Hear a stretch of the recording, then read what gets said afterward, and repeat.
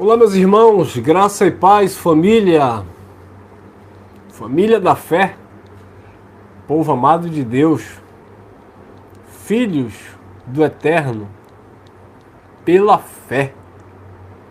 A fé que é o firme fundamento daquilo que você não vê, mas é a prova concreta, é o título de propriedade, é a segurança, é a convicção na vida daquele que acredita. E esse é o tema: a batalha pela fé dos santos e eleitos. A batalha pela fé dos santos e eleitos. Existe uma luta a ser travada. Existe uma batalha. E essa batalha é para permanecermos firmes na fé. Essa batalha é para permanecermos convictos da nossa vocação. Por quê? Porque existem muitas distrações. Existem muitas coisas que vêm para tirar o teu foco, te arrancar do propósito. E se você não nutrir essa fé, se você não alimentar, se você não arraigar esta fé, essa fé ela não pode ser uma fé infrutífera. Não tem como, é contraditório. Então, esta fé, ela produz fruto. Essa fé é uma fé ativa. Por quê? Porque é uma fé dom de Deus na vida dos santos de Deus, na vida dos eleitos de Deus. A fé que é dom de Deus não é uma fé crença. Não é uma crença humana, onde alguém está com uma dor de barriga e toma um chá de boldo. Não, irmão, disseram que o chá de boldo é bom para dor de barriga, então eu vou tomar o chá de boldo. Isso é uma fé natural, é uma fé humana, é uma fé humanizada. A fé em Deus ela não pode ser uma fé fundamentada na religião e tradição mística, onde alguém, uma pessoa, ele diz: olha, se você fazer esse tipo de oferta, oferenda, sacrifício para uma entidade, para uma divindade, para Deus, então você vai ter benefícios mediante esta ação de fé. Não, isso não é uma fé dom de Deus. Isso é uma fé manipulada, religiosa, criada nos bastidores da tradição. Não, irmão, mas se você levar... Eu estava até conversando com alguns irmãos no final de semana e eu falava para ele dando exemplo. Não, irmão, mas se você levar aqui... Pega ali esse graveto ali. Se você levar esse graveto aqui é apenas um graveto. Mas a partir do momento que eu pego esse pedaço de madeira aqui, esse graveto, essa folha, essa rosa, olha, essa água, a partir do momento que eu pego aqui esse elemento, essa terra, sabe? E eu levo na igreja, e o pastor, ele faz uma oração profética.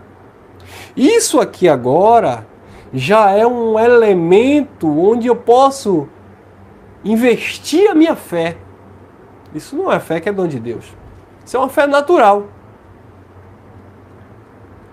Aí eu sei que muitos vão correr, mas Jesus de Nazaré, ele pegou o lodo e ele cuspiu ali no barro e colocou no olho do cego e o cego voltou a enxergar. Aí, quando alguém me questiona dessa forma, eu pergunto: você já viu alguém ser curado com barro no olho? Não. Por que os crentes, quando estão com problema de vista, vão procurar logo o oftalmologista? Ou vão procurar algum tipo de tratamento natural? Isso é uma fé, mas uma fé natural. Tem um irmão que ele disse assim: irmão, eu estava com catarata e foi marcado para fazer a cirurgia. E eu passei um tempo tomando muito limão na água, umas gotas de limão com a água morna.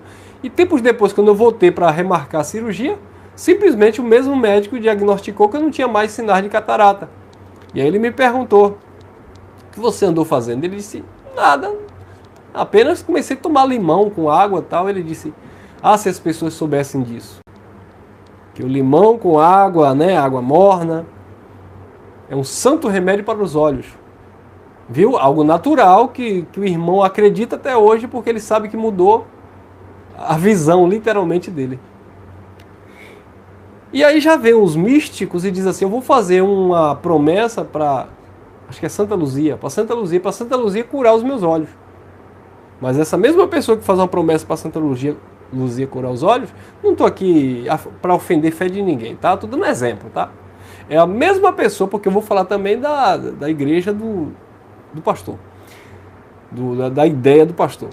Então a mesma pessoa que ora, que reza para Santa Luzia curar os olhos, é a mesma pessoa que vai fazer a cirurgia de catarata.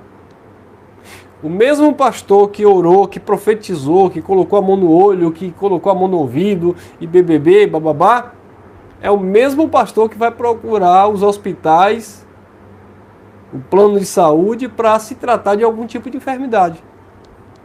E aí, irmão Elcio, então a gente anula que Deus não faz nada, que Deus não pode operar um milagre? Nós não anulamos nada, Deus faz o que Ele quiser. Quando a pessoa vai partir, ela vai partir no tempo que o Papai do Céu determinou. E dentro dessa caminhada, dentro desse tempo que o Pai estabeleceu, ela pode adquirir o problema de saúde que for. Ela vai chegar no tempo que o Pai determinou, não importa como, mas ela vai chegar. Agora, se vai chegar saudável ou não, aí já vai depender, em algumas circunstâncias, de nossas atitudes, e em outras não tanto de nossa, porque vem uma questão também genética, uma questão sanguínea, né, uma questão de problemas crônicos de saúde da família, ou seja, genética. Mas e mesmo assim Deus não pode operar um milagre e curar uma pessoa? Claro que pode. Eu não posso induzir uma fé na sua vida a ponto de você, um exemplo, deixar de fazer um tratamento porque alguém orou e disse que você está curado. Quantas pessoas, irmão Elcio, eu já vi o pastor dizer assim, deixa esse medicamento aí que Papai do Céu já te curou, e a pessoa deixou e realmente foi curada. Eu também já vi. Aí, tem mais, eu já fiz uma oração por uma pessoa que estava tomando medicamento há muito tempo, fazendo um tratamento, e eu disse, pronto, a partir de hoje você vai ver a graça de Deus na sua vida. Mas foi algo muito pessoal, foi algo muito forte que o Papai do Céu falou comigo, e eu fui e orei pelaquela pessoa, aquela pessoa deixou de fato de tomar medicamento e estava curada. Mas eu chegar e dizer para ela deixar de tomar o medicamento, tal, não. Continue lá fazendo o seu uso de medicamento, que precisa, que é necessário, se bem que é droga, né? Mas Deus pode curar? Pode. Mas eu não posso trazer isso como uma doutrina para o corpo da igreja, incentivando as pessoas e dizendo que agora Deus vai se responsabilizar por toda a cura no mundo, ou por toda doença que alguém pegar, Deus vai curar. Não vai. Então eu preciso discernir essa fé.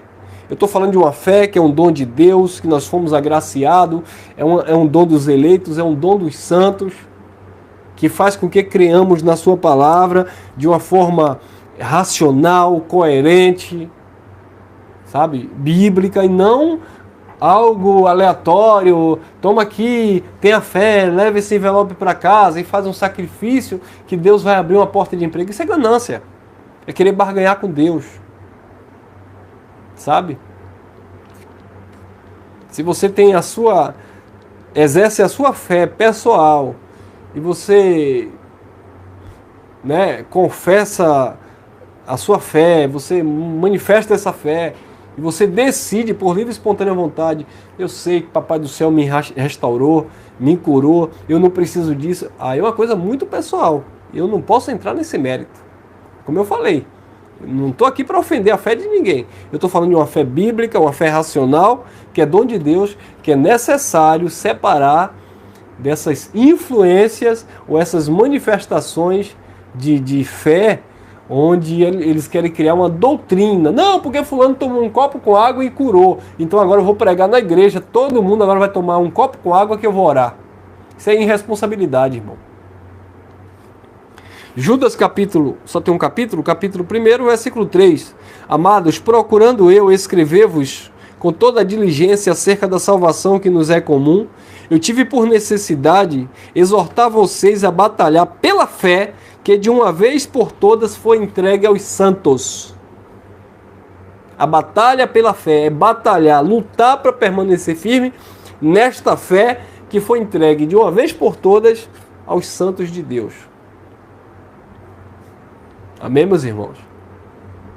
Essa fé que é um dom dos santos, que Deus deu aos santos.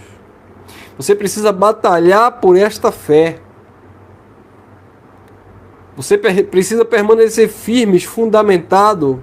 Precisamos permanecer fundamentados nesta fé que é um dom dos santos, dos eleitos de Deus.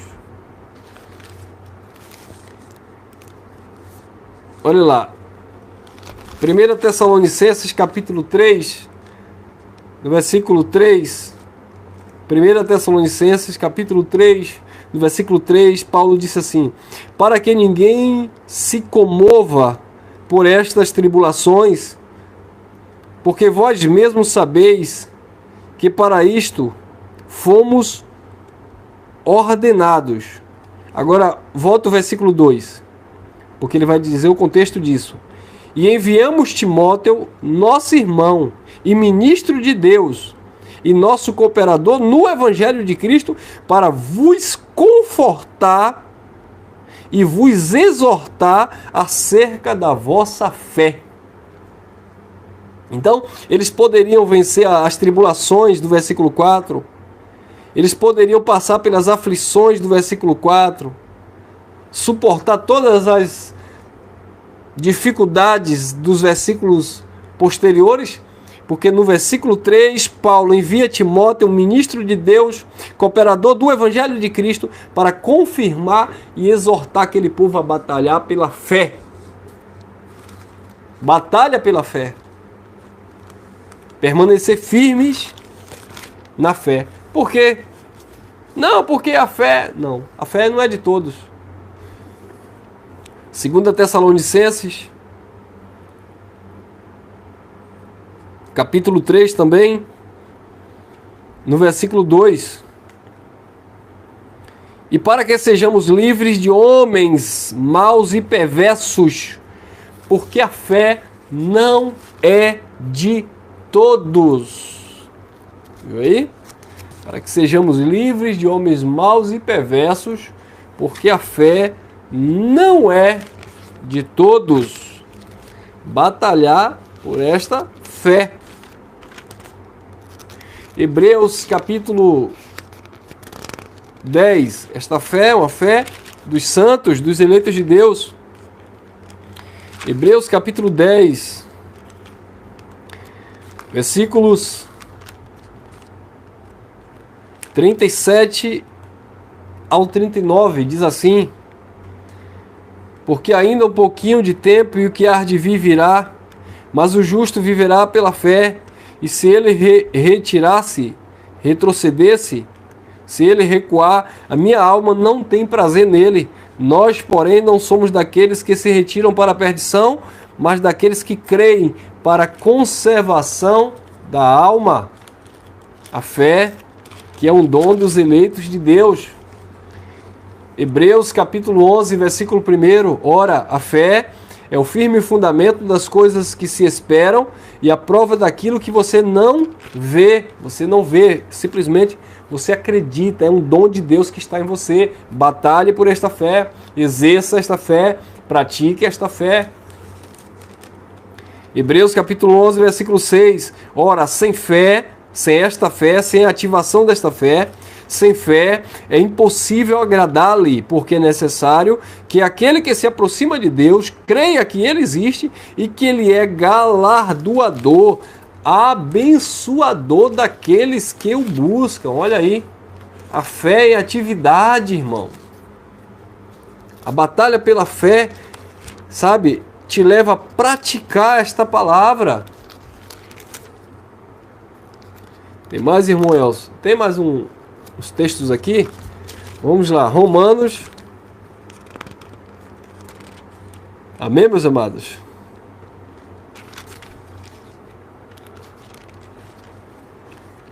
Carta de Paulo aos Romanos 10, 17.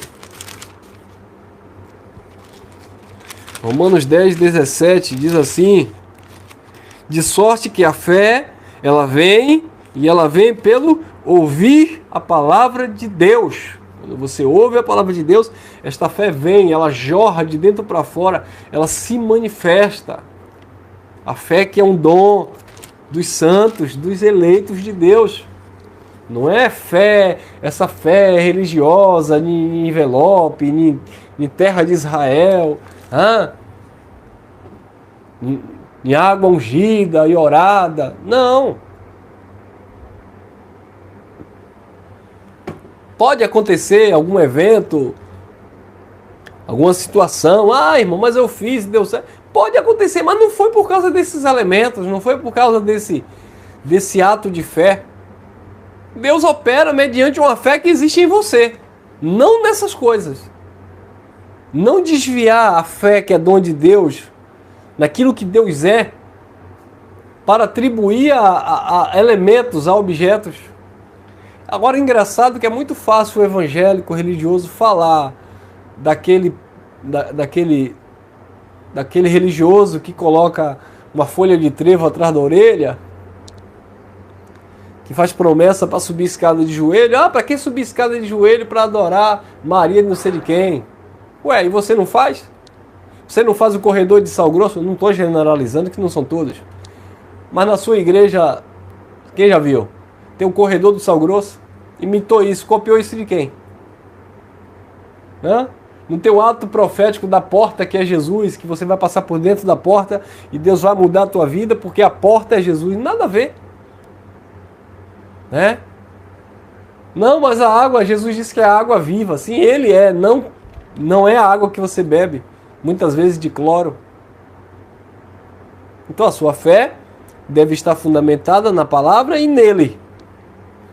Não em coisas, em elementos e objetos que qualquer outra religião pratica.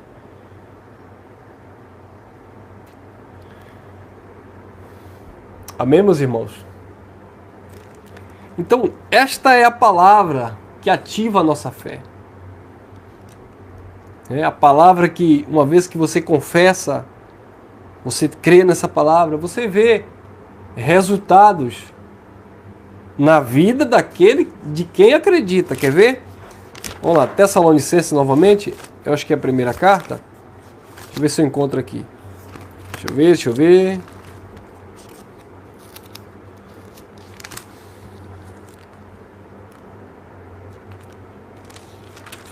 Vamos lá.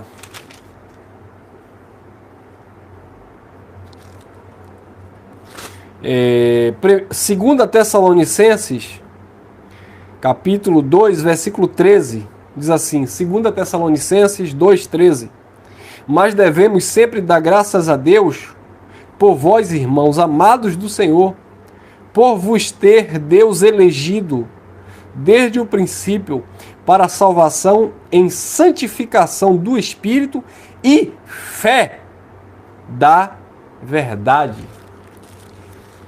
Eleitos, Deus o elegeu antes da fundação, desde o princípio, para a santificação do Espírito Santo e uma fé na verdade. Então, esta fé nesta verdade, ela produz em nós frutos, ela opera na vida daqueles que creem.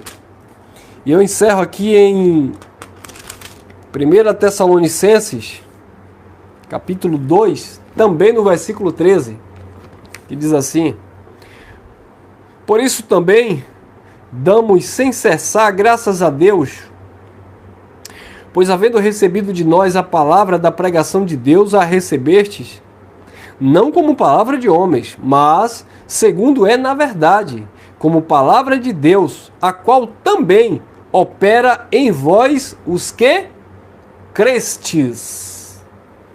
A fé que opera na vida do crente, daquele que crê. A palavra de Deus, que é digna de toda aceitação, é como espada de dois gumes, que gera em nós uma fé que é dom de Deus, dom dos eleitos, dom dos santos. como diz lá em Judas, e Tito, capítulo 1, eu esqueci de ler, vou ler agora. Tito, capítulo 1, versículo 1. Só para testificar desta fé que não é de todos. Tito, capítulo 1, no versículo 1. Paulo, servo de Deus e apóstolo de Jesus Cristo, segundo a fé dos eleitos de Deus e o conhecimento da verdade, que é segundo a piedade. A fé dos santos, a fé dos eleitos de Deus. Batalhe por esta fé. Batalhe por esta fé. Fique firme nesta fé. A fé que esta palavra gera em você. Para que você venha desfrutar da graça e do amor, da plenitude do reino de Deus. Graça e paz. Até o próximo encontro. Deixa teu like, compartilha e vamos que vamos.